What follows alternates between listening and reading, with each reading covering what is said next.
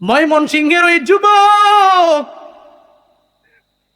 যেই যুবকটা তার মায়েরও মেরে ফেললো, বাবারেও মেরে ফেললো, অনলাইনের জুয়ার মধ্যে পড়ে মারেও মারলো, বাবারেও মারলো। মারে বাবারে মাইরা ঘরের মধ্যে, আবার নিজের খাটের সামনে মাটির ঘর, ওই জায়গার মধ্যে কবর বানাইয়া ওখানেই মা বাবারে দাফন করে ফেললো। অনলাইন জুয়ার মায়ায় পড়ে মারেও মারলো, বাবারেও মারলো। মায়েরে বাবারে মাইরা নিজেই কবর খনন কইরা ওই জায়গার মধ্যে দাফন কইরা দিল। কয় কেম? কয় অনলাইন জুয়ার টাকা আমার মায় কেন দেয় না, আমার বাবায় কেন দেয় না? 70 বছরের মুরব্বী বাবাটা অনেক ভালো মানুষ, 70 বছরেও কাজে যায়, বিভিন্ন জায়গায় কাজের মধ্যে যায়, আর ঘরের মধ্যে বউ আছে, স্ত্রীটাও বড় ভালো মানুষ, ভালো মানুষ, কিন্তু সন্তান একজন আছে, তার দিকে তাকায় তাকায় জীবন চালায়, কিন্তু জানে না এই সন্তানের কারণে একদিন মা বাবা কাল হয়ে দাঁড়াবে, এই সন্তানের কারণে আর দুনিয়া থেকে বিদায় হয়ে যাবে। ওই ছেলেটা ব্যবসা করে, হঠাৎ ব্যবসা শেষ করে ফেললো, করবো না আমি, সমাপ্ত করে অনলাইন জুয়ার মধ্যে ঢুকলো। অনলাইন জুয়ার মধ্যে ঢুইকা খেলতে লাগলো। একটা পর্যায়ে কয়েকদিন পরে পরে মায়ের দরবারে যায়, ও মা আমার টাকা লাগবে, টাকা দাও। কয় কেন রে? কয় ব্যবসার কাজের মধ্যে লাগামু। মা তো সহজ সরল মানুষ, ব্যবসার জন্য টাকা দেয়, কিন্তু যতই টাকা দেয় তার তো হয় না, জুয়া খেলা খেলা ওই টাকা সে নষ্ট করে ফেলে। একটা পর্যায়ে একদিন মায়ের দরবারে যায়, যায় বলে মা আমারে 3 লক্ষ টাকা দাও, এই 3 লক্ষ টাকা দিয়ে আমি ব্যবসার কাজের মধ্যে লাগাবো। মায়ের কাছে কে যেন জানায়া দিল, তোমার সন্তান ব্যবসা করে না, অনলাইনে জুয়া খেলে, ওখানে খেলে খেলে টাকাগুলো নষ্ট করে ফেললো। মা জানায়া দিল, ও সন্তান টাকার বড় দাম, আমরা বড় গরিব, বড় অসহায়, ঠিক মতো চলতে পারি না, খাইতেও পারি না, কিন্তু তুই আমার কাছ থেকে টাকাগুলা নিয়ে নিয়ে বুঝি অনলাইন জুয়ার মধ্যে লাগাও। ও সন্তান নিস না, 3 লক্ষ টাকা আমি মা তোরে দিতে পারবো না। একটা পর্যায়ে মায়ে যখন বারণ করে বিদায় করে দিল, ওর মনের মধ্যে আস্তে আস্তে খুব চলে আসতে লাগলো, জুয়ার নেশায় ও পাগলের মতো হয়ে গেল। একটা পর্যায়ে রামাকে যখন সামনে আনলো রাতের বেলা, মাগরিবের সন্ধ্যার সময় সময় মা সামনে আসে, কয় মারা তো দুনিয়াতে রাইখা লাভ নাই, যেই মায় আমারে অনলাইন জুয়ার জন্য টাকা দেয় না। একটা পর্যায়ে মায়ের গলার মধ্যে জোরে জোরে একটা হাত লাগাইয়া মা চিৎকার মারে, না না। একটা পর্যায়ে মায়ের গলার মধ্যে জোরে শ্বাসরুদ্ধ করে মেরে ফেলার মতো অবস্থা। মায়ে কয়, ও সন্তান তুই আমায় কেন মারো? আমি মাকে তোরে গর্বে নেই নাই, আমি মাকে তোরে 2টি বছর দুগ্ধপান করাই নাই, আমি মা তোর জন্য এত কষ্ট করলাম, কিন্তু তুই আজকে আমার গলার মধ্যে তোর হাতটা লাগাইয়া আমি মায়ের যে মাইরা ফেলার জন্য তুই পাগল হয়ে গেলা। আমি মায়ের জন্য কি বিন্দু মাত্র পরিমাণ মায়া লাগে না? মায়ের জন্য মায়া না নিয়া একটা পর্যায়ে ওই সন্তানটা মায়ের গলার মধ্যে জোরে জোরে জোরে জোরে শ্বাসরুদ্ধ কর অবস্থা করে ফেললো, এমন জোরে চাপ দিয়া দিল, একটা পর্যায়ে মা দুনিয়া থেকে বিদায় নিয়ে চইলা গেল। ওই বাবাটা সারাদিন পরিশ্রম করে মাছের খামারে, 2টা বাজে আইসা দেখে তার স্ত্রীটা দুনিয়ায় নাই। একটা পর্যায়ে সন্তানটাকে মারার জন্য আগায়, কি করলি তুই? আমারে ধ্বংস করে ফেললি, তোর মায়েরে তুই কেমনে মারলি? মারে দুনিয়া থেকে বিদায় করে দিয়াও ক্ষান্ত নাই, সঙ্গে সঙ্গে উঠার লইয়া বাবার কপালের মধ্যে জোরে জোরে মারতে লাগলো। 1বার না, 2বার না, 3বার না, কয়েকবার বাবাকে মাইরা একটা পর্যায়ে বাবাকেও দুনিয়া থেকে বিদায় করে দিল। মানুষের কাছে কি বলবে মনের মধ্যে চিন্তা চলে আসলো। ওই মা বাবারে এবার নিজের ঘরের মধ্যে মাটি খনন করে মা বাবার দাফনও করে ফেললো। বিন্দু মাত্র পরিমাণ অন্তরের মধ্যে কোনো চিন্তা নাই, চেহারার মধ্যেও কোনো ছাপ দেখা যায় না। ওই সন্তান দাঁড়ায় রইল, ফজর হয়ে গেল, কাজে যায় না। মোহাম্মদ আলী তার বাবা, 70 বছরের মুরব্বীটা, সকাল হয়ে গেল, 8টা বেজে গেল, 9টা বেজে গেল, 10টা বেজে গেল, কাজের মধ্যে যায় না। এমন হালাতে সব উনার প্রতিবেশীরা আসলো, আইসা কয়, এই রিয়াদ, মোহাম্মদ আলী তোমার বাবারে কেন মারলা, কেন মারলা? কই সে, কই গেল, কোথায় গেল? একটা পর্যায়ে সে রাজি হয় না, কই আমি মারি নাই। কই গেল তাহলে কোথায় রাখলা? একটা পর্যায়ে বারবার যখন বলে, সে বিরক্ত হয়ে বলি ফেলে, আমার বাবারে তো তো আমি মারলাম, আমার মায়ের তো আমি মারলাম, বাবারে তুই মারছো, কিরে সন্তান কেমনে মারছো তোর বাবারে, কেমনে মারছো তোর মায়েরে, কই রাখছো তোর বাবারে, আমায় বল। প্রতিবেশীরা বলার পরে কয়, এই যে রুমের মধ্যে গিয়া দেখো না, আমার মা বাবারে আমি নিজের হাতে দিয়া এই জায়গার মধ্যে আমি মা বাবারে দাফন করে ফেললাম। পুলিশও গেল, মা বাবার লাশ মাটির নিচ থেকে উঠাইলো। সন্তানের অন্তরের মধ্যে, চেহারার মধ্যে কোনো ছাপ নাই। ও যুবকেরা, তুমি তোমার মায়ের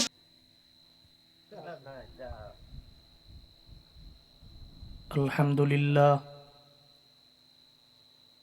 আলহামদুলিল্লাহিল্লাযী খালাকাল ইনসান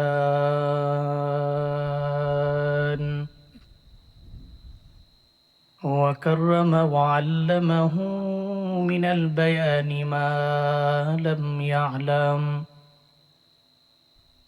فسبحان الذي لا يحصى امتنانه باللسان ولا بالقلم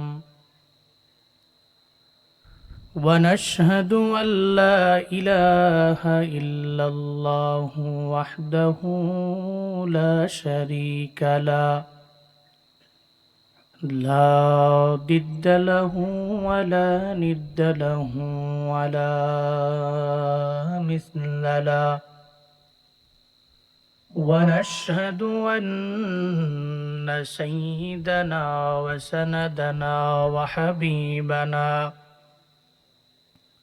وحبيب ربنا وطبيبنا وطبيب قلوبنا ومولانا محمدا عبده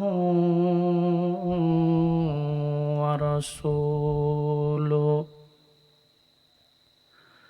صلى الله تعالى عليه وعلى آله وأصحابه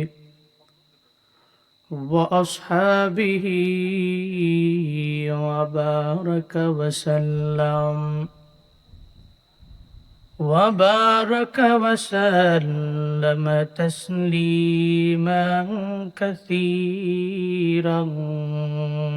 كثيرا أرسله بالحق بشيرا ونذيرا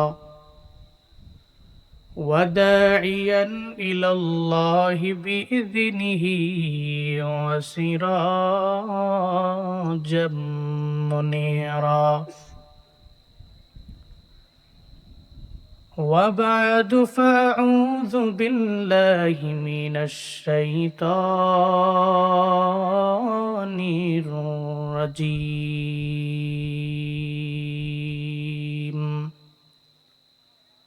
بسم الله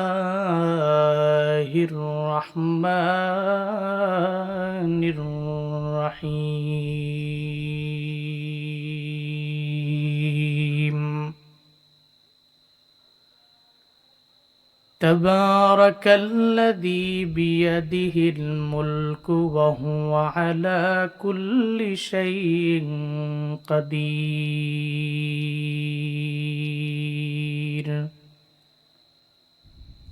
الذي خلق الموت والحياة ليبلوكم أيكم أحسن عملا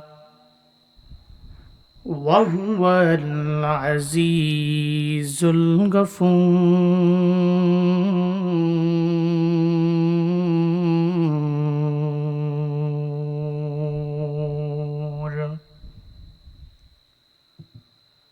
صدق الله مولانا العظيم وصدق رسوله النبي الكريم ونحن على ذلك لمن الشاهدين والشاكرين والذاكرين والحمد لله رب العالمين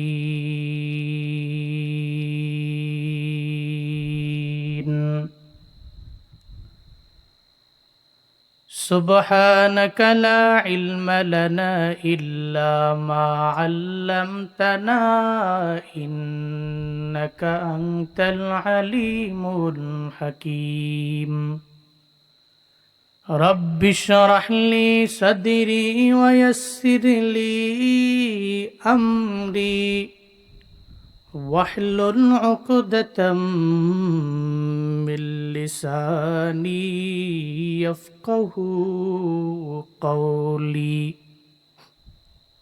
ربي زدني علما ربي زدني علما ربي زدني علما ربي يسر ولا تعسر وتمم علينا بالخير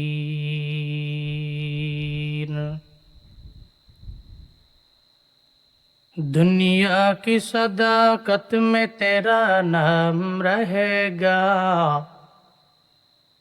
दुनिया की सदाकत में तेरा नाम रहेगा सिद्दीक तेरा नाम से इस्लाम रहेगा सिद्दीक तेरा नाम से इस्लाम रहेगा दुनिया की अदालत में तेरा नाम रहेगा दुनिया की अदालत में तेरा नाम रहेगा फारूक तेरा नाम से इस्लाम रहेगा फारूक तेरा नाम से इस्लाम रहेगा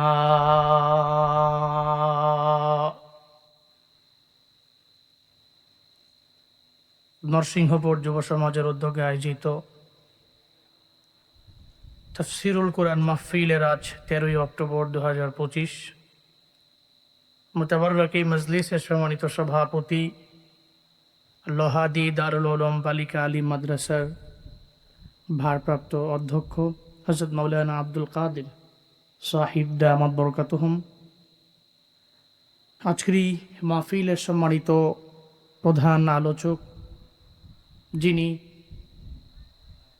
আজকের এই মঞ্চকে অলঙ্কৃত করবেন আন্তর্জাতিক খ্যাতিসম্পন্ন মুফাসসিরে কোরআন বিশিষ্ট ইসলামী চিন্তাবিদ ঐতিহ্যবাহী নাগাইশ দরবার শরীফের সম্মানিত পীর সাহিব হযরত মাওলানা মুশতাক ফৈজি সাহিব দামাত বরকাতুহুম আজকের মাহফিলে কথা বলেছেন হযরত মাওলানা নজরুল ইসলাম সাহিব দামাত বরকাতুহুম হযরত মাওলানা আব্দুল্লাহ আল মামুন দামাত বরকাতুহুম পরিচালনা করছেন মাওলানা এনামুল হক সাহিব আর অনেকেই আমার আগে গণ্যমান্য অনেক ইলিমওয়ালা হিলিমওয়ালা আমলওয়ালা অনেক আলোচক শর্ট টাইমে সুন্দর দিক নির্দেশনামূলক বাণী আপনাদেরকে শুনিয়েছেন আপনারাও কিছুদিন আলোচনা শোনার লক্ষ্যে এ ময়দানে বসে আছেন শুরুতেই আমাকে একটু জবাব দিবেন সুন্দর এই মজলিসটি পেয়ে আপনারা খুশি না বেজার আজকের এই মাহফিলের আয়োজন যারা করেছেন আল্লাহ প্রত্যেককে দুনিয়া এবং আখিরাত উভয় জগতে কল্যাণকামীদের অন্তর্ভুক্ত বানিয়ে দেন পড়েন আমিন আমরা বয়ানের শুরুতেই একটু আল্লাহকে রাজি করি আল্লাহকে খুশি করি যে আল্লাহ পাক আমাদেরকে সুন্দর এই মাহফিলে আসার মতো তৌফিক দিয়েছেন আমার মতো আপনার মতো বহু মানুষ যারা চাইলেই আজকের এই মাহফিলে হাজিরা দিয়ে বাংলাদেশের উল্লেখযোগ্য মশহুর প্রসিদ্ধ একজন আলেম আজকের এই মঞ্চকে অলঙ্কৃত করবে চাইলে তারা এসে ওনার সামনে বসে বয়ান শুনতে পারত কিন্তু নসিব হবে না এমন ব্যক্তি কি সমাজে নাই চাইলেই আসতে পারে এই বেহেশতের বাগানে এসে সেও অন্যান্য ব্যক্তিবর্গের মতো সেও রহমত প্রাপ্ত হতে পারে একটা সুন্দর কাজে নেকের কাজে নিজেকে শরীক রাখতে পারে, চাইলেই সম্ভব। কিন্তু এটাকে নিজের জন্য অসম্ভব করে তোলে, ঘরের মধ্যে অথবা দোকানপাটে এসে ঘুরেই বাড়ি চলে যাবে, এমন ব্যক্তি কি নাই? আছে। কিন্তু আল্লাহ পাক আপনাদেরকে কবুল করেছেন, আল্লাহ আপনাদেরকে গ্রহণ করেছেন, আল্লাহ আপনাদেরকে অ্যাকসেপ্ট করেছেন। এই জন্য আপনারা খুশি না বেজার? আল্লাহর প্রতি রাজি হয়ে, খুশি হয়ে আল্লাহকে খুশি করেন। পড়েন আলহামদুলিল্লাহ। আমার সাথে পড়েন রব্বানা লাকাল হামদ হামদান কাসীরান তাইয়িবান মুবারাকান ফি ইয়া রাব্বি লাকাল হামদু কামা ইয়ানবাগি লিজালালি ওয়াজহিকা ওয়া আযীমি সুলতানিকা লাকাল হামদু বিল কুরআন লাকাল হামদু বিল ইসলাম লাকাল হামদু বিল ঈমান। আমরা প্রশংসা করলাম কার? মৃত্যু পর্যন্ত এভাবেই কন্টিনিউ করার তৌফিক আল্লাহ সব ভাইকে দান করেন। ভাই সব লম্বা চূড়া কথা বলার সময় নয়, এখন হুজুর চলে আসবেন নির্দিষ্ট টাইমে। এই জন্য আমি আপনাদের খেদমতে সূরাতুল মুলকের প্রথম 2 আয়াত তিলাওয়াত করেছি। সূরাতুল মুলক ফেমাস, যার কাছে জিজ্ঞেস করবেন সূরা মুলক চিনো? চিনি। জানো? জানি। শুনছো? শুনছি। ফেমাস।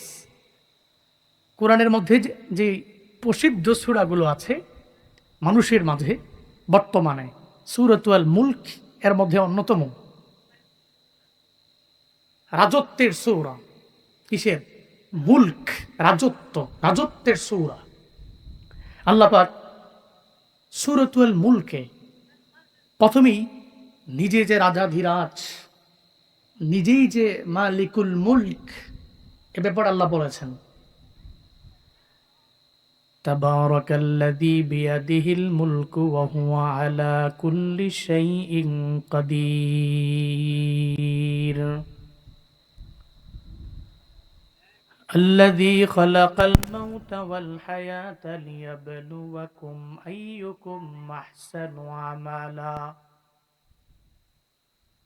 وهو العزيز الغفور.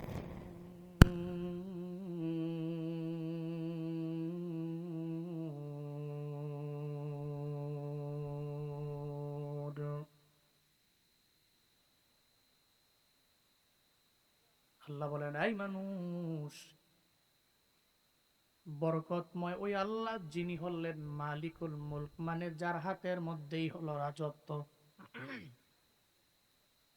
বরকতময় ওই মালিক, যেই মালিকের হাতের মধ্যে পুরা দুনিয়া রাজত্ব আল্লাহ রাখলেন, উনি হলেন বরকতময়, বরকতওয়ালা রব। তাবারক আসলো বারাকাতুন থেকে। বারাকাতুন মানে হলো বেশি হওয়া, আধিক্য হওয়া। বাবে তাফাউলের সিগার আধিক্য বেশি বুঝায়, বেশিরেও আরো বেশি বুঝায়। আল্লাহ পাক বলেন তাবারাকা, বরকতময় রব যার হাতের মধ্যে হইল রাজত্ব, যিনি হলেন রাজাদিরাজ, মুলকের মালিক। আল্লাহ পরায়াতে এই ব্যাপারে আবারও জানিয়ে দেয়, আমি আল্লাহ যেমন মুলকের মালিক, আমি আল্লাহ যেমন রাজত্বের মালিক। কুলিল্লাহুম্মা মালিকাল মুলকি তুতিল মুলকা মান তাশা ওয়া তানজিউল মুলকা মিম্মান তাশা ওয়া তুইজ্জু মান তাশা ওয়া তুযিল্লু মান তাশা বিয়াদিকাল খায়র ইন্নাকা আলা কুল্লি শাইইন কাদির।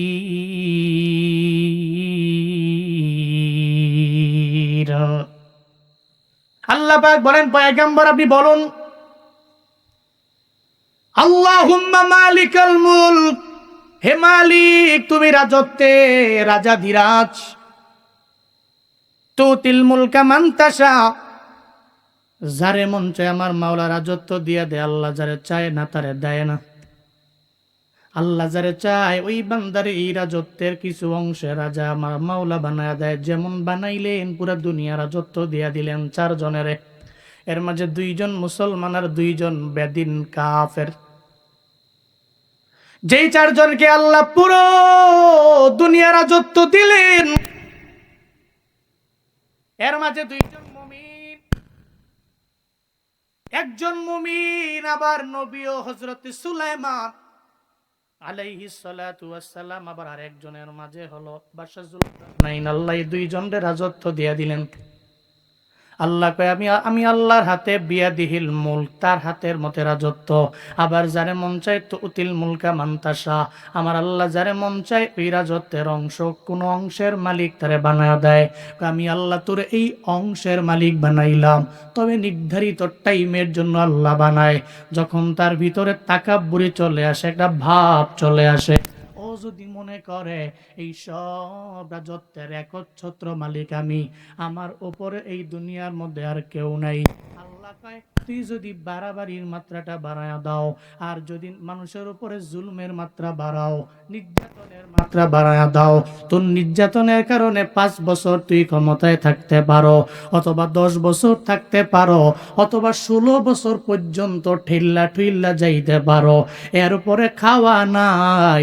আমি আল্লাহ যখন ধরি আমি আল্লাহ ওয়াতানজিউল মুলকা মিম্মান তাশা, আমি আল্লাহ কান ধইরা অপমান কইরা চেয়ার থেকে নামাই, ঠিক কিনা? আল্লাহ কয় আমার হাতে রাজত্ব, আমি আল্লাহ যারে চাই রাজত্ব আমি আল্লাহ দেই, আমি আল্লাহ যারে চাই না তারে দেই না। আল্লাহ কয় অত ইজ্জু মান্তাসা, আল্লাহ যারে চায় তারে ইজ্জত দেয়, অত জিল্লু মান্তাসা, আল্লাহ যারে চায় না তারে ইজ্জত দেয় না। আল্লাহ জিল্লতি দিয়া দেয়, লাঞ্ছিত করে, অপমানিত করে। তাহলে দুনিয়ার সব রাজত্বের মালিক হলেন আমার আল্লাহ। জনগণ ক্ষমতার উৎস নয়, ক্ষমতা দিতে পারে আমার মালিক। দুনিয়ার মানুষগুলো ক্ষমতায় বসাইতে পারে না। আল্লাহ চাইলে পুরো মুলকের রাজত্ব আল্লাহ বান্দারে দিতে পারে। আল্লাহ চাইলে বাংলাদেশের রাজত্ব তারে দিতে পারে, আল্লাহ চাইলে আমেরিকার রাজত্ব তারে দিতে পারে। কিন্তু ও যদি বাড়াবাড়ির মাত্রা বাড়ায়, আল্লাহ আবার নামায়া দেয়। তবে জনগণ তারে ধৈর্যই না বসায় দেয় এমন না, আল্লাহ তারে চাইছে এজন্য বসাইছে। তবে মনে রাখবেন, এজন্য তো দেখবেন মাঝে মাঝে এই শিরকি কথাবার্তা অনেকে বলে, কুফুরি কথাবার্তা অনেকে বলে, আমার ক্ষমতার সম্পূর্ণ উৎস হলো জনগণ, অথচ ক্ষমতায় জনগণ বসায় না, ক্ষমতা দেওয়ার মালিক একজন, চিল্লায়া বলেন তার না। আল্লাহ রাজত্বের মালিক, এজন্য উনি রাজত্ব দেন। আল্লাহ এজন্যই সূরাতুল মুলকের প্রথম আয়াতের মধ্যে ওনার পরিচয় দিয়ে দিলেন বরকতময় রব, যার হাতের মধ্যেই মুলক, যার হাতের মধ্যেই রাজত্ব, যার হাতের মধ্যেই ক্ষমতা, যার হাতের মধ্যেই হলো পাওয়ার। ওহুয়া আলা কুল্লি শাইইন কাদির। আল্লাহ যখন চায় সব বিষয়ের উপরে ক্ষমতা রাখতে পারে কি পারে না? পারেনি। দুনিয়ার মানুষের লেবার লাগতে পারে, দুনিয়ার মানুষের শ্রমিক লাগতে পারে, দুনিয়ার মানুষের চলার পথে অনেক সেনাবাহিনী লাগতে পারে, পুলিশ লাগতে পারে, আর্মি লাগতে পারে, বিডিয়া লাগতে পারে। আল্লাহ কয় আমার কিচ্ছু লাগবে না। আমি আল্লাহ চাইছি, বললাম কোন, আমি আল্লাহ বললাম হও, আমি আল্লাহ কোন বলতে দেরি ফায়া কোন, এটা হইতে বিন্দু মাত্র পরিমাণ দেরি নাই। আমি আল্লাহর কিছু লাগে না, সব বিষয়ের উপরে আমি আল্লাহ ক্ষমতা রাখতে পারি, পাওয়ার খাটাইতে পারি। আল্লাহ সূরাতুল মুলকের 2 নম্বর আয়াতের মধ্যে জানায়া দিলেন, আল্লাযী খালাকাল মাউতা ওয়াল হায়াতা লিয়াবলুয়াকুম আইয়ুকুম আহসানু আমালা ওয়া হুয়াল আজিজুল গফুর।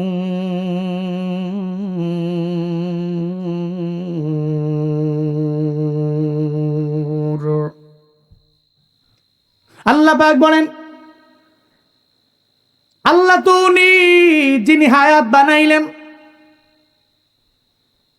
আল্লাহ তো উনি যিনি মৌত বানাইলেন, হায়াত বানাইলেন, মৌত বানাইলেন, জীবন বানাইলেন, মরণ বানাইলেন, কেন বানাইলেন? লিয়াবলুয়াকুম আইয়ুকুম আহসানু আমালা। আল্লাহ কেন বানাইলেন? লিয়াবলুয়াকুম, যাতে করে তিনি তোমাদের পরীক্ষা করতে পারেন। আইয়ুকুম আহসান, কে অনেক উত্তম, কে অনেক বেশি আগাইয়া। আমালা, কোন দিক থেকে? কয় আমলের দিক থেকে। কে ভালো আমল করে, কে ভালো আমল করে না, কে নামাজ পড়ে, কে নামাজ পড়ে না, কে রোজা রাখে, কে রোজা রাখে না, কে হক কথা বলে, কে হক কথা বলে না, কে ক্ষমতা পাওয়ার লোভে মানুষের উপরে জুলুম করে, কে করে না। এক কথায় বান্দা কি আমি আল্লাহ, আমি যে তারে পাঠাইছি ইবাদতের জন্য, ও কি ইবাদতের মাত্রা বাড়াইলো নাকি কমায়া দিল? আমলের দিক থেকেও কতটুকু আগাইয়া? আমি আল্লাহ এটা পরীক্ষা করার জন্য তার জীবন বানাইলাম, আমি আল্লাহ তার জন্য মরণ বানাইলাম। এই কাপাসিয়ার মুসলমানেরা আমায় বলেন না, নরসিংপুরের মুসলমানেরা আমায় বলেন না, জীবন যদি একবার আমার মাওলা দেয়, এই জীবনের পরে মরণ আছে না? না, এখানে এমন কেউ নাই যে বলতে পারবেন হুজুর আমি মরবো না। কেউ বলতে পারবে না হুজুর আমি মরবো না, দাঁড়ায়া বলতে পারবে না হুজুর আমার ডাক্তার আছে, আমার পাওয়ার আছে, আমার শক্তি আছে, আমার ক্ষমতা আছে, আমি মরবো না, আল্লাহ আমারে মারতেও পারবে না। না রে বাবা, জীবন যেহেতু আছে মরণ হবেই, হবেই, হবেই হবে। দুনিয়াতে এমন কেউ নাই যেই বান্দা মরে নাই, সবাই তো মারা গেল। হযরতে আদম নবী তো আমগো আদি বাবা, এই আদি পিতাকে আল্লাহ কত মায়া করে বানাইলেন। আমার আল্লাহ যে বানাইয়া আদম নবীরে হায়াত দিয়া দিলেন 1000 বছর, ওই আদম নবীও তো দুনিয়া থেকে বিদায় নিয়ে চলে গেলেন। 940 বছর আদম নবীর যখন হয়ে গেল, আল্লাহ কয় মালাকুল মউত আদম নবীর দরবারে যাও, তাকে কি তার রূহটাকে কবজ করো। আদম নবীর দরবারে চলে আসলো মালাকুল মউত, আয়েশা কয় ইয়া আদম আনা মালাকুল মউত উকিলা বিকুম, এই আদম তোমার দরবারে চলে আসলাম, রূহটাকে কবজ করার জন্য তোমার দরবারে হাজির হয়ে গেলাম। এই মালাকুল মউত, তোমার রূহটাকে আমি কবজ করে নিয়ে যাব। এটা বলার পরে আদম নবী জানায়া দেয়, এই তুই আমার রূহটাকে কবজ করার জন্য বুঝি আসলা? হায়াত কয় বছর চলে? কয় 940। কয় বাকি আছে আরো 60। কয় 60 তো আপনি আপনার সন্তান দাউদরে দিয়া দিলেন রূহের জগতে, ওইটা কি মনে নাই? আদম নবী কয় আমি দেই নাই। মূলত আদম নবী ভুইলা গেলেন, এই জন্যই আদম নবীর সন্তানেরাও ভুলে যায়। নাসিয়া আদম ফানাসিয়া বানু, আদম নবী ভুলে গিয়েছেন, এজন্য আদম নবীর সন্তানেরা মানে আমরাও ভুলা যাই। গলা দিয়া নামলে আর তার কথা মনে থাকে না, ক্ষমতার লোভে তার পেছনে দৌড়াইলাম, একটা পর্যায়ে যখন তার ক্ষমতা নাই, তার পাশেও নাই, ঠিক কিনা? গলা দিয়া নামলে আমরা ভুইলা যাই।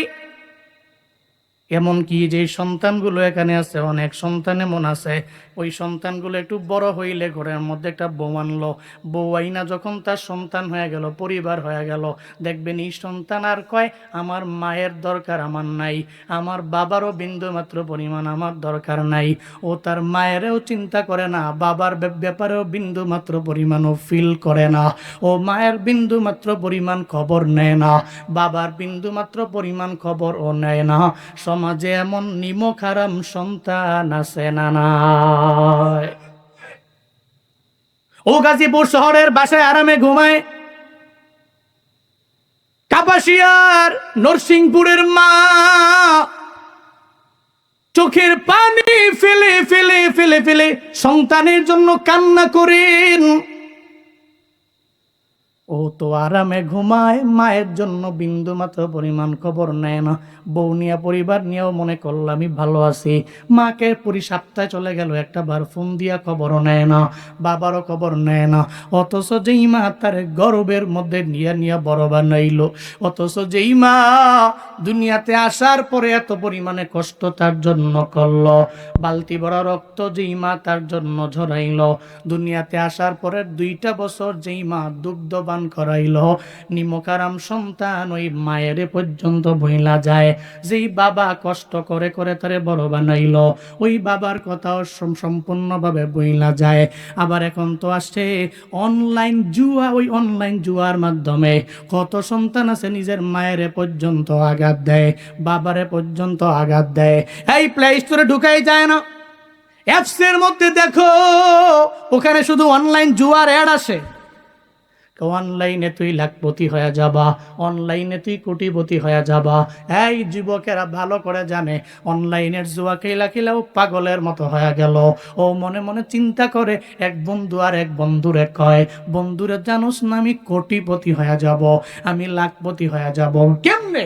ব্যবসা কইরা কয় না, কি কইরা কয় জুয়া কিনা, নাউজুবিল্লাহ কয় না। বন্ধু বন্ধুরে যা কই, তুই জানোস না আমি তো লাখপতি হয়ে যেতেছি। কেমনে? ব্যবসা কইরা কয় না, জুয়া খেল। বন্ধু কয় বুঝবানি শেষ রাইতে, খেলা তো পরে না, কথা কয় না। এত বন্ধু বন্ধুরে কইতাছে আমি বড় লোক হয়ে গেছি, বন্ধুকে বুঝবানি যাও গা। হ্যাঁ, ব্যবসা কইরা মানুষে বড় লোক হইতে পারে না, জুয়া খেললে বড় লোক হয়ে যাবো। ময়মনসিংহের ওই যুবক, যেই যুবকটা তার মায়েরও মেরে ফেললো, বাবারেও মেরে ফেললো, অনলাইনের জুয়ার মধ্যে পড়ে মারেও মারলো, বাবারেও মারলো। মারে বাবারে মাইরা ঘরের মধ্যে, আবার নিজের খাটের সামনে মাটির ঘর, ওই জায়গার মধ্যে কবর বানাইয়া ওখানেই মা বাবারে দাফন করে ফেললো। অনলাইন জুয়ার মায়ায় পড়ে মারেও মারলো, বাবারেও মারলো। মায়েরে বাবারে মাইরা নিজেই কবর খনন কইরা ওই জায়গার মধ্যে দাফন কইরা দিল। কয় কেম? অনলাইন জুয়ার টাকা আমার মায় কেন দেয় না, আমার বাবায় কেন দেয় না? 70 বছরের মুরব্বী বাবাটা অনেক ভালো মানুষ, 70 বছরেও কাজে যায়, বিভিন্ন জায়গায় কাজের মধ্যে যায়, আর ঘরের মধ্যে বউ আছে, স্ত্রীটাও বড় ভালো মানুষ, ভালো মানুষ। কিন্তু সন্তান একজন আছে, তার দিকে তাকায় তাকায় জীবন চালায়, কিন্তু জানে না এই সন্তানের কারণে একদিন মা বাবার কাল হয়ে দাঁড়াবে, এই সন্তানের কারণে আর দুনিয়া থেকে বিদায় হয়ে যাবে।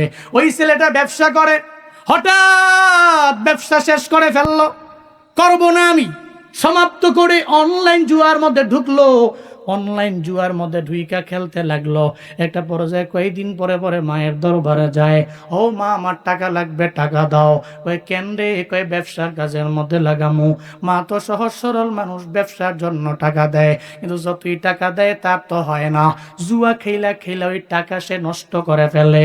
একটা পর্যায়ে একদিন মায়ের দরবারে যায়, যায় বলে মা আমারে 3 লক্ষ টাকা দাও, এই 3 লক্ষ টাকা দিয়ে আমি ব্যবসার কাজের মধ্যে লাগাবো। মায়ের কাছে কে যেন জানায়া দিল, তোমার সন্তান ব্যবসা করে না, অনলাইনে জুয়া খেলে, ওখানে খেলে খেলে টাকাগুলো নষ্ট করে ফেললো।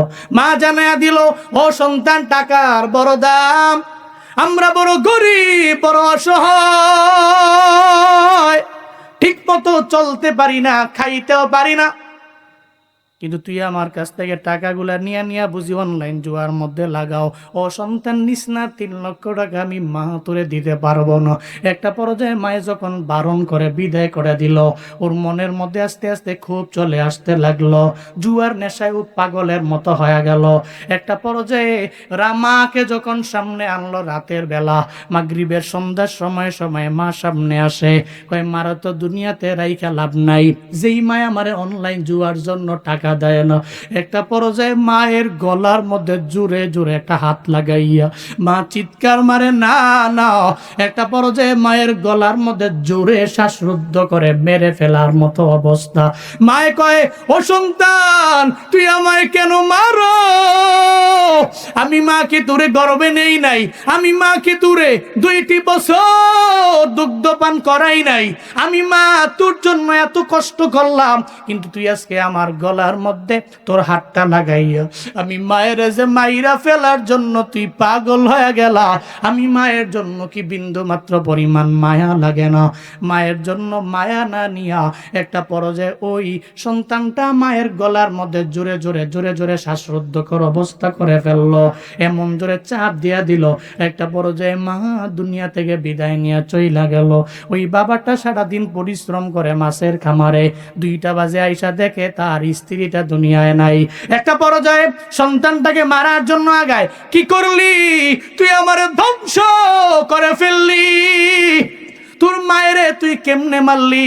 মারে দুনিয়া থেকে বিদায় করে দিয়াও ক্ষান্ত নাই। সঙ্গে সঙ্গে কুঠার লইয়া বাবার কপালের মধ্যে জোরে জোরে মারতে লাগলো। একবার না, দুইবার না, তিনবার না, কয়েকবার বাবাকে মাইরা একটা পর্যায়ে বাবাকেও দুনিয়া থেকে বিদায় করে দিল। মানুষের কাছে কি বলবে মনের মধ্যে চিন্তা চলে আসলো। ওই মা বাবারে এবার নিজের ঘরের মধ্যে মাটি খনন করে মা বাবার দাফনও করে ফেললো। বিন্দু মাত্র পরিমাণ অন্তরের মধ্যে কোনো চিন্তা নাই, চেহারার মধ্যেও কোনো ছাপ দেখা যায় না।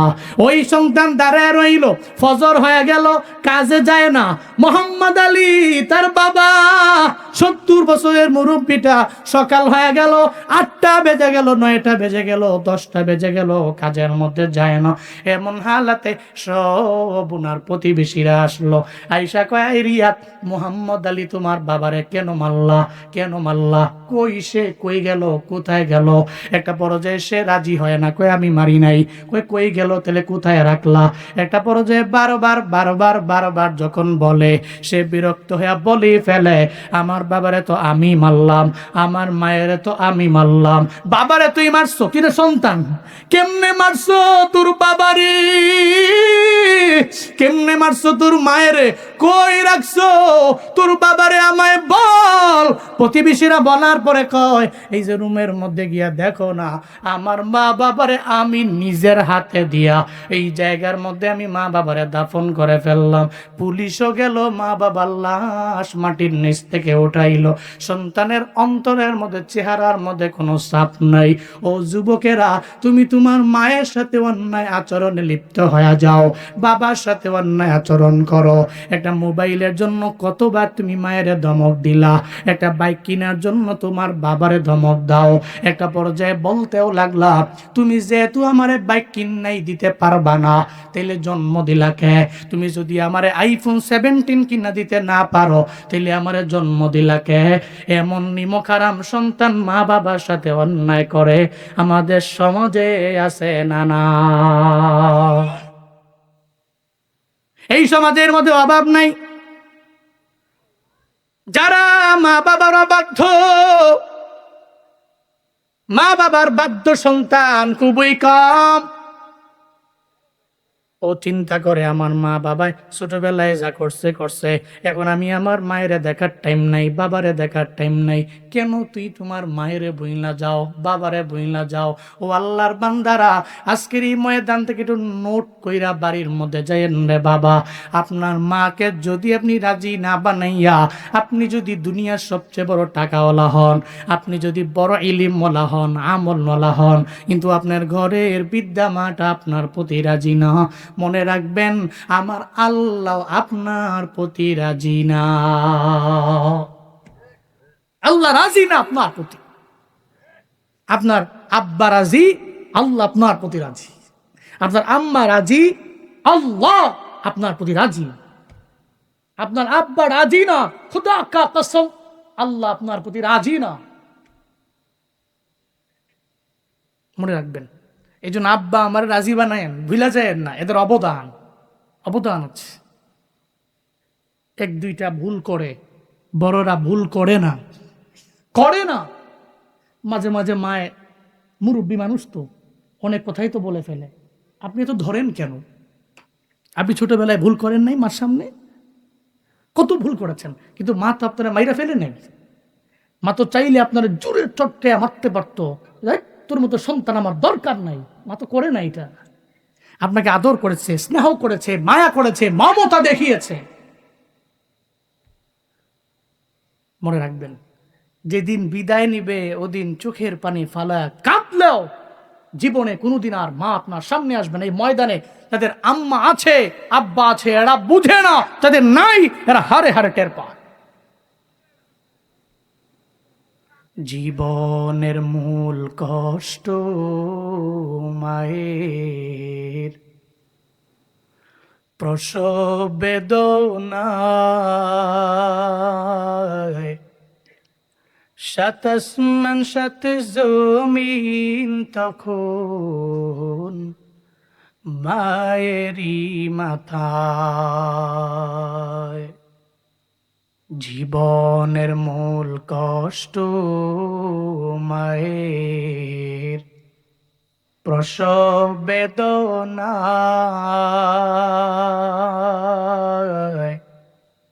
সাত আসমান সাত জমিন তখন মায়েরই মাথায়।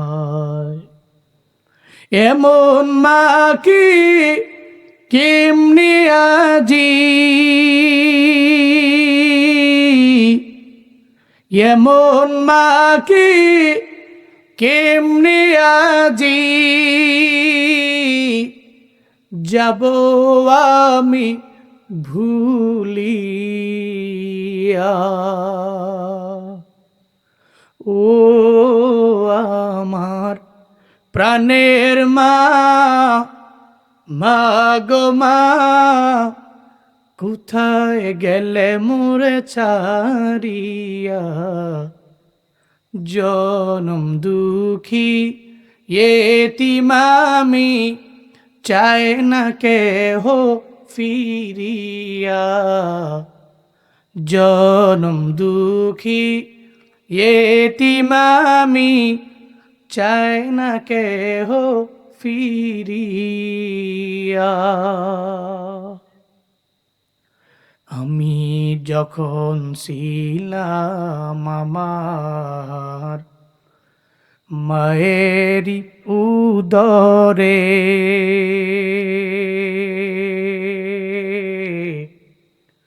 চলাফেরা করতেন যে মায় কত কষ্ট করে।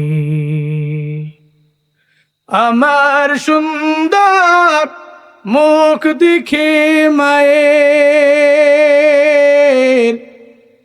আমার সুন্দর মুখ দেখে মায়ের, ব্যথা যায় দেয় হাসাইয়া। ও আমার প্রাণের মা, মা গো মা, কোথায় গেলে মোরে ছাড়িয়া। জনম দুঃখী এতিম আমি, চায় না কেহ ফিরিয়া। জনম দুঃখী এতিম আমি, চায় না কেহ ফিরিয়া। জনম দুঃখী এতিম আমি, চায় না কেহ ফিরিয়া।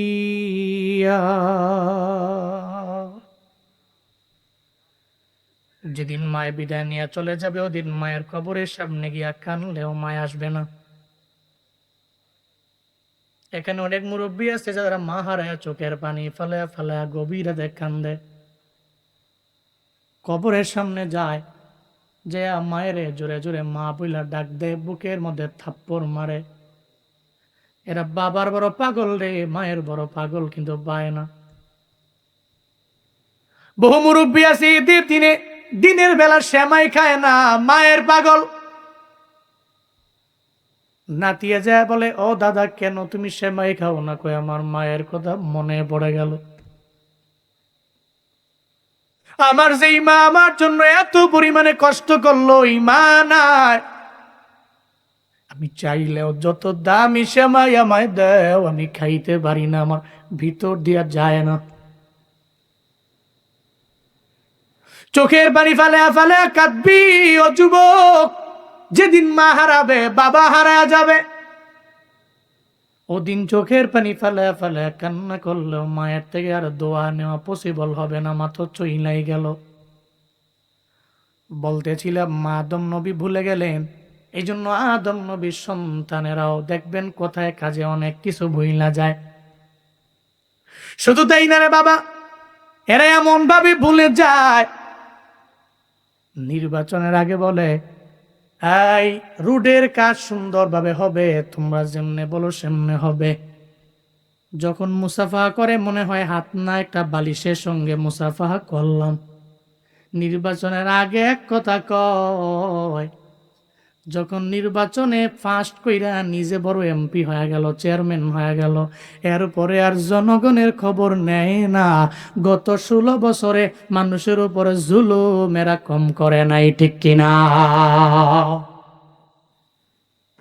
এই জন্য বলি উলামায়ে কেরামরে নিযুক্ত করো, উলামায়ে কেরামের নির্বাচন করো। সামনে যদি নির্বাচন একটা আমানত, পুরো বাংলাদেশের ভোটারের জন্য এক আমানত। আপনি কারে আপনার আমানতটা দিলেন, আপনি কারে দিলেন হকটা আপনি আপনার কার উপরে হ্যান্ড ওভার করলেন, আপনার আমানতটা আপনি কোন জায়গায় ঠিক রাখলেন কিনা, কোন জায়গায় দিলেন, একটু বালিশে মাথা লাগায় চিন্তা করবেন। আপনি বিবেকরে জিজ্ঞাসা করবেন, ও মন রে, কারে বানানো যায়, কারে আমার নেতা বানানো যায়, কারে আমার লিডার বানানো যায়। তবে যাওয়ার আগে একটু চিন্তা কইরেন রে বাবা, এমন কেউ লিডার বানাবেন না যে লিডার আসার পরে জুলুম করবে, নির্যাতন করবে, মানুষের উপরে অন্যায়ের মাত্রা বাড়ায়া দিবে, নির্যাতনের মাত্রা বাড়ায়া দিবে।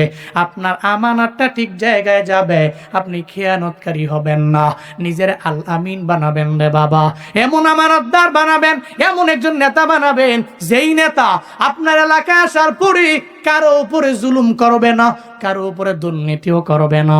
এমন ব্যক্তিরে বানাবেন যারা ভোটের আগে যেই কথা কয়, ভোটের পরেও তারা একই রকম কথা কয়। নেফাকি যাদের অন্তরের মধ্যে নাই। ইন ফিউচারে এমন ব্যক্তিরে নির্বাচন করবেন কারা কারা? দুইটা হাত তুইলা রহমানের দেখা। আল্লাহ কবুল করেন, পড়েন আমেন। আরো জোরে পড়েন আমেন। দেখাইছেন কারে? রহমানকে দেখিয়েছেন, আল্লাহকে দেখিয়েছেন, দেখিয়েছেন আল্লাহরে। এই জন্য আপনার উপরে ডিসিশন ইজ ইউরস, আপনার সিদ্ধান্ত, আপনার আকল তো আপনার কাছে, বিবেক তো আপনার কাছে। আপনি কি আমিন হয়েছেন না খায়েন হয়েছেন? আপনি কি আমানতদার হয়েছেন না খেয়ানতকারী হয়েছেন? এটা আপনার উপর ডিসিশন, সিদ্ধান্ত সব আপনার উপর। আল্লাহ আমাদের সবাইকে আল আমিন হওয়ার মতো তৌফিক দান করেন। আরো জোরে কোন আমিন। বলতেছিলাম আদম নবী ভুলে গেল, এই জন্য আদম নবীর সন্তানেরাও ভুলে যায়। মালাকুল মউত জানায়া দে, মালিক আপনার নবী আদম তো বলে 1000 বছর হায়াত। কাই মালাকুল মউত আমার নবী ভুলে গেল, অসুবিধা নাই। এর উপরেও আমি বললাম যাও আমার নবীরে 60 বছর হায়াত দিয়া দিলাম, 1000 বছর হায়াত আদম নবী পেয়ে গেল। কিন্তু এর উপরেও তো মালাকুল মউত ওনার দরবারে হাজির হলো। মালাকুল মউত যদিও হায়াত বাড়ল, আদম নবী আজ দুনিয়ায় নাই, উনিও তো বিদায় নিয়ে চলে গেলেন। এই আদম নবীর পর ইদ্রিস আলাইহিস সালাম, উনিও তো দুনিয়া থেকে বিদায় নিয়ে চলে গেলেন। এরপরে সুলাইমান পয়গম্বর, যিনি ছিলেন নবী, আবার একাধারে বড় এক বাদশাহ, পুরা মুলকের রাজত্ব আল্লাহ যারে দিয়া দিলেন, ওই সুলাইমান নবীও তো দুনিয়া থেকে বিদায় নিয়ে চইলা গেলেন। শুধু তাই না রে বাবা, দুনিয়াতে এমন কোন নবী নাই যেই নবীর দরবারে মালাকুল মউত আল্লাহ পাক রব্বুল আলামিন পাঠান নাই। আমার মায়া নবীর দরবারে আল্লাহ পাঠাইলেন। এই মায়া নবীর দরবারে মালাকুল মউত এসে বলে, ও পয়গম্বর, যদি আপনি বলেন রবের দরবারে চলে যাবেন, চলে যেতে পারেন, আর যদি বলেন যাবেন না, তাহলে আমার আল্লাহ বলছে চিরজীবন আপনি থেকে যাওয়ার জন্য। মদিনাওয়ালা নবীর দরবারে পারমিশন নেওয়ার জন্য যখন চলে আসলো, আইসা নবীরে কয়, পয়গম্বর আপনি অনুমতি দিলে আপনার রূহটাকে বের করে নিতে পারি, আপনি যদি অনুমতি না দেন আমি রূহটাকে কবজ করতে পারবো না। মালাকুল মউত বলার পরে আমার মায়ার নবী কয়, এই মালাকুল মউত, আমার রূহটাকে কবজ করে নিয়ে যাইবা, তবে একটা শর্ত আছে। ওই কি শর্ত? কয় আমি তো চলে যাব, কোনো অসুবিধা নাই, আমি চলে যাব রফিকে আলার দরবারে, রফিকে আলার দরবারে, অসুবিধা নয়। তবে আমার উম্মতের কি উপায় হবে, আমার উম্মতের কি চিন্তা আল্লাহ করছে, আমার উম্মতের ব্যাপারে আমার মাওলা কি ডিসিশন নিয়ে নিছে আগে আমারে জানাও না। সঙ্গে সঙ্গে মালাকুল মউত আমার আল্লাহর দরবারে চলে গেলেন। ও আল্লাহ, আপনার নবী তো রূহ কবজ করার ব্যাপারে অনুমতি দেয় না, পারমিশন দেয় না। নবী কি বলে? নবীর অন্তরে উম্মতের জন্য বড় চিন্তা। কি বলে নবী? উম্মতের কি উপায় হবে, ওই উম্মতের চিন্তা করে করে করে করে আপনার মায়ান নবী পারমিশন দেয় না, অনুমতি দেয় না। আমার মায়া নবীর দরবারে যাও, আমার নবীরে গিয়া জানায় দাও নবীর চিন্তা করার দরকার নাই। আমার নবী চলে আসার পরে আমার নবীর উম্মতের জিম্মাদারির দায়িত্ব আবু বকরের না, আমার নবীর উম্মতের জিম্মাদারির দায়িত্ব ওমরের কাছে আমি আল্লাহ দিলাম না, আমার নবীর উম্মতের দায়িত্ব আমি আল্লাহ ওসমানের কাছে দিলাম না, আমার নবীর উম্মতের দায়িত্ব দুনিয়ার কারো কাছে নয়, আমার নবীর উম্মতের দায়িত্ব আমি আল্লাহ স্বয়ং নিজেই নিয়ে নিলাম। চিল্লায়া পড়া যাবে কি মারহাবা? যেই নবী মরণের আগে উম্মতের ব্যাপারে চিন্তা করে, ওই নবীর জন্য বিন্দু মাত্র পরিমাণ তো আপনাদের আমাদের কোনো মায়া নাই রে বাবা। ওই নবীর জন্য আপনার দিলের মধ্যে মায়া নাই, নবীর জন্য কোনো চিন্তা নাই। তবে এরপরেও নবী যে উম্মতের ব্যাপারে বললেন, নবী যে উম্মতের ব্যাপারে চিন্তা করে, দেখবেন মাঝে মাঝে উম্মতেরাও আমার নবীর কথা শুই না চোখের পানি ফালায়া ফালায়া কান্না করে। এখানে বহু মানুষ আছে, রাতের বেলা গ্রামের একটা মুরব্বী মানুষ রাতের বেলা ঘুমানোর আগে ওনার বাটন ফোনের মধ্যে নাতিরে বলে, নাতিরে একটা নবীর কাহিনী আমারে লাগায়া দাও, একটা সাহাবীর কাহিনী আমার লাগায়া দাও, এমন একটা ঘটনা দাও যাতে করে আমার চোখ দিয়ে পানি বের হয়ে যায়। ঘটনাটা শুনতে শুনতে মুরব্বীটা দেখবেন চোখের পানি ফালায়া ফালায়া কান্দে। কেন কান্দে? আমার নবীর প্রতি মায়া বাংলাদেশের মানুষের এত পরিমাণে, এই ময়দানে যারা আছে এরা তো সব আমার মদিনাওয়ালা নবীর জন্য বড় পাগল পারা। এমন একজন ব্যক্তিরে খুঁজে পাওয়া যাবে না ও বলবে আমি জীবনে মক্কায় যাব না, আমি জীবনে মদিনায় যাব না। একটা রিক্সাওয়ালা আপনার কাপাসী এলাকায় রিক্সা চালায়া চালায়া খায়, ওর বেতন অনেক বেশি না, ওর ডে লেবার মানুষ, দিনে আনে দিনে খায় কোনো রকম চলাফেরা। ওই রিক্সাওয়ালারাও যদি বলেন মক্কা মদিনায় যাবানি, দেখবা গুনগুনে গুনগুনে চোখের পানি ফালায়া ওখান দেয়া রবের দরবারে আবদার জানায়, আল্লাহ গো তুমি জানো আমি রিক্সাওয়ালা, কোনো রকম আমার চলাফেরা, আমি দিনে আনে দিনে খাই, এরপরেও আমারে কি মক্কায় নেওয়া যায় না, আমারে কি মদিনায় নেওয়া যায় না? এই ময়দানের মানুষেরা এখানে যারা আসলেন আপনারা সব তো মদিনাওয়ালা নবীর বড় পাগল, নবীর রওজায় যাইতে চায় না এখানে এমন কেউ নাই, বাইতুল্লাহ জিয়ারতের জন্য যাইতে চায় না এমন কেউ নাই। কারা কারা মক্কায় যাবেন আর বাইতুল্লাহর কালো গিলাপ ধইরা ধইরা তাওয়াফ করবেন, আমার মদিনাওয়ালা নবীর রওজায় সশরীরে গিয়ে আপনি একটু সালাম দিয়া দিবেন। আরাফাতের ময়দানে যাবেন, যেই এলাকা সাহাবায়ে কেরামের মাধ্যমে উর্বর, ওই এলাকায় যাবেন। কারা কারা যাওয়ার জন্য তৈয়ার আমাকে না দুইটা হাত তুইলা আমার মাওলারে দেখা। আল্লাহ জীবনে একবার হলেও এই মানুষগুলোরে মক্কা মদিনায় যাওয়ার মতো তৌফিক তুমি দান করো। জোরে কোন আমেন, আরো জোরে আল্লাহুম্মা আমিন। দেখবেন গুনগুনে গুনগুনে নবীর খাটি আশিকেরা মদিনায় যাওয়ার জন্য কান্দে আর বলে, মনে বড় আশা ছিল যাব মদিনায়।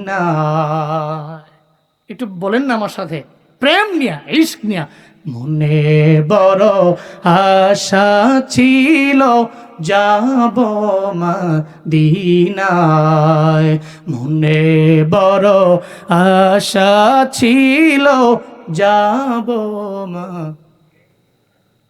সালাম আমি করব গিয়ে, সালাম আমি করব গিয়ে, নবীররাও যায়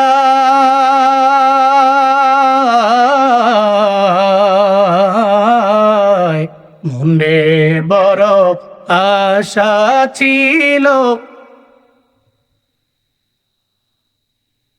অনেকের জবান বন্ধ আছে। আপনারা মদিনা যেতে চান না? কারা কারা চান হাত তোলেন, তাহলে জবান খুলে পড়েন। মনে বড় আশা ছিল,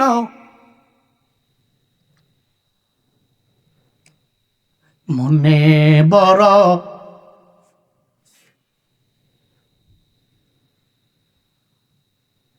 আরব সাগর পাড়ি দিব,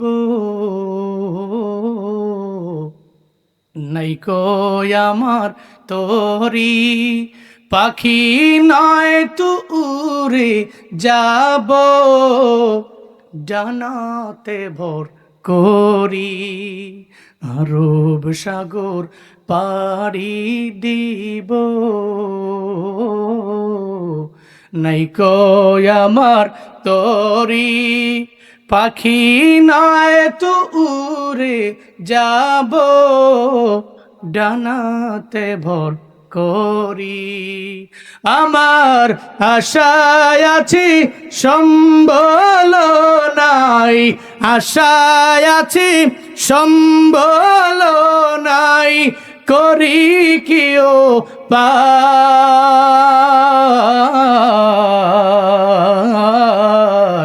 মনে বড়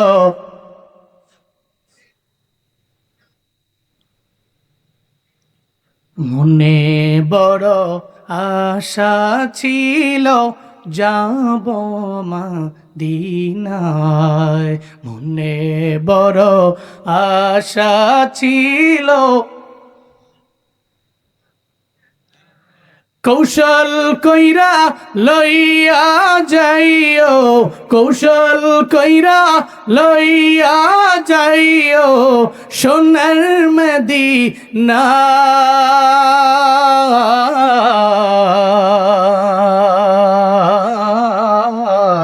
মনে বড় আশা ছিল,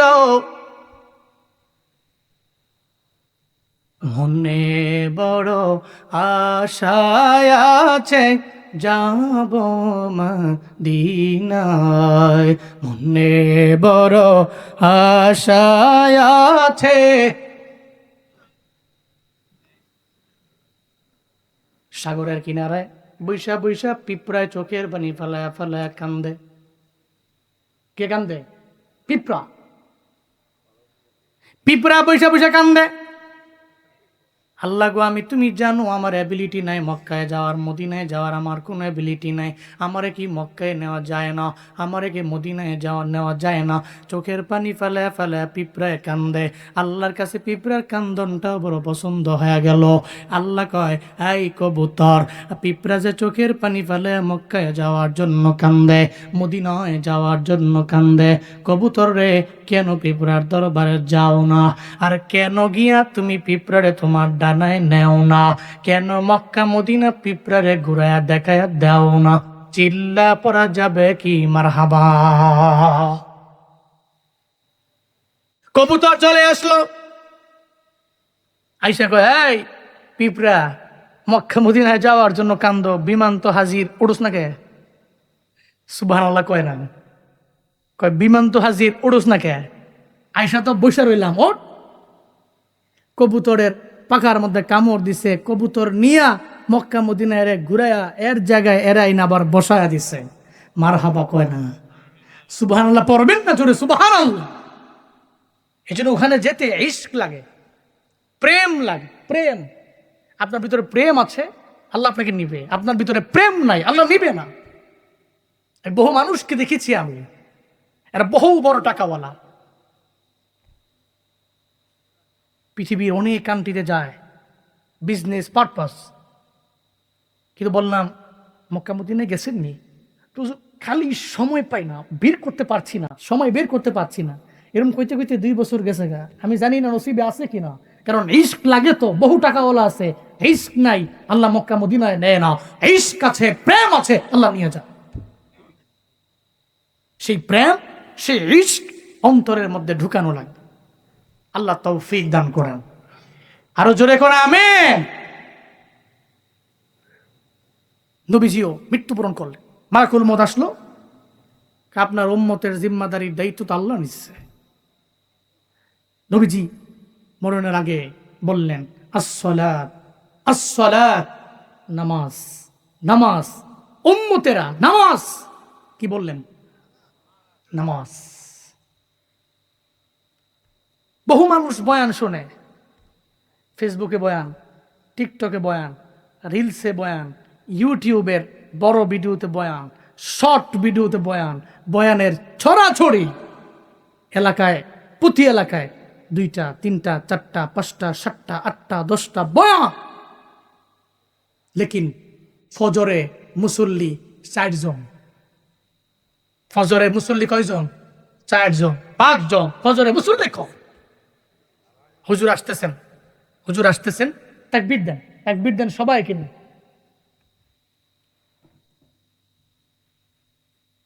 সুধীবৃন্দ, নরসিংপুর যুব সমাজের উদ্যোগে আয়োজিত ঐতিহাসিক তাফসীর